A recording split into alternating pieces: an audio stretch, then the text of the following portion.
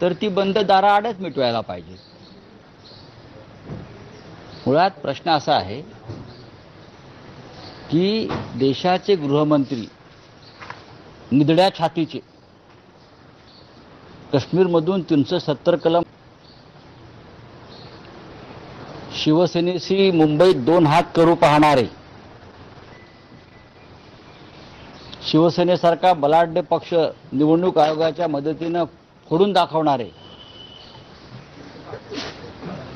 सोनम वांगचुकला अटक करणारे असे आपले गृहमंत्री अमित शहा हे महाराष्ट्रात नगर जिल्ह्याच्या दौऱ्यावर आहेत। काही त्यांचे कार्यक्रम असतील। देशाचे गृहमंत्री आहेत। आपल्याकडे लॉ अँड ऑर्डर, लोकांची सुरक्षा हा विषय आहे। आणि तुम्ही येण्याआधी तुम्ही राजकीय कार्यकर्त्यांना अटक करता की त्यांनी कोणत्याही प्रकारचं आंदोलन करू नये, काळे झेंडे दाखवू नयेत। शिवसेनेचे पदाधिकारी त्या भागातले आमचे भरत मोरे असतील, अन्य काही पदाधिकारी यांना अटक केली काल आणि अटक करून अज्ञात स्थळी घेऊन गेले आणि मग त्या नगरमधल्या तोफखाना पोलीस स्टेशनमध्ये नेऊन अजून त्यांना बसवलेलं आहे। त्यानंतर मनसेचे कार्यकर्ते, मराठा समाजातले कार्यकर्ते त्यांनाही नोटिसा बजावल्या, काहींना अटक केली। ही भीती कसली वाटते तुम्हाला? तुम्हाला लडाखमध्ये सोनम वांगचुकची भीती वाटते, तुम्हाला मणिपूरमधल्या महिलांची भीती वाटते, तुम्हाला महाराष्ट्रात शिवसैनिकांची भीती वाटते। तुम्ही देशावरती राज्य करताय, तुम्ही गृहमंत्री आहात, मग तुम्हाला इतकं भय वाटण्याचं कारण काय? तुम्ही अद्याप मराठवाड्यातल्या शेतकऱ्यांच्या नुकसानीची कारवाई करायला गेली नाही, पण तुमची भीती आहे। शेतकरी येऊ देणार नाहीत व शेतकरी अंगावर येतील।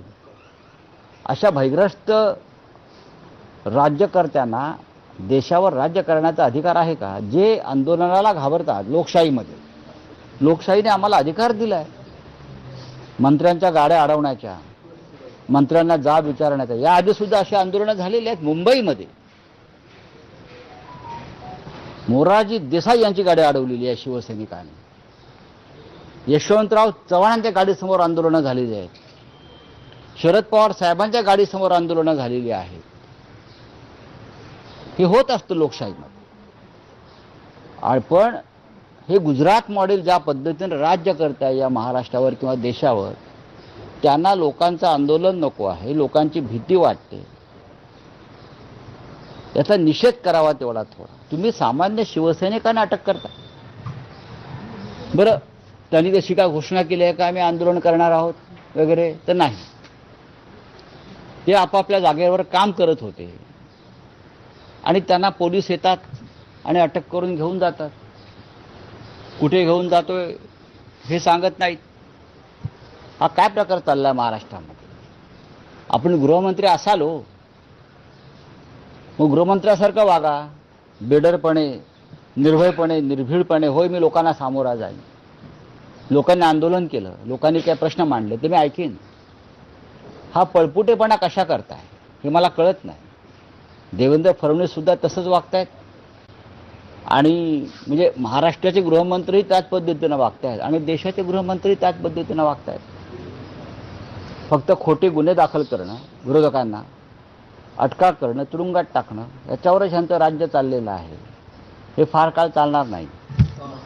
आपण बघितलं ठाण्यामध्ये महायुतीच्या विरोधात महाविकास आघाडीची बैठक पार पडली जितेंद्र आव्हाड यांच्या निवासस्थानी। त्यामध्ये आता मनसे पाहू आपण नंतर। हा, पुढे नितीश राणेंनी देखील म्हटलेलं आहे की रामदास कदम यांचे सर्व आरोप खरे